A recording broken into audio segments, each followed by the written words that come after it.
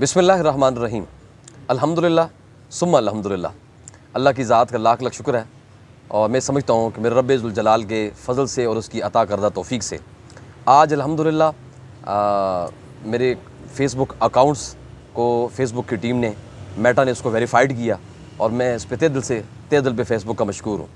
सबसे पहले ये क्रेडिट जो है goes to Facebook family, my Facebook families.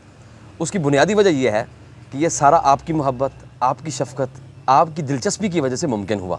अगर आप ये सारी मोहब्बत और सारा प्यार हमसे ना करते तो शायद आज हमारा अकाउंट इस लेवल पे ना पहुंचता कि आज हम वेरीफाइड हो पाते। तो बहरहाल ये सारा क्रेडिट आपको जाता है।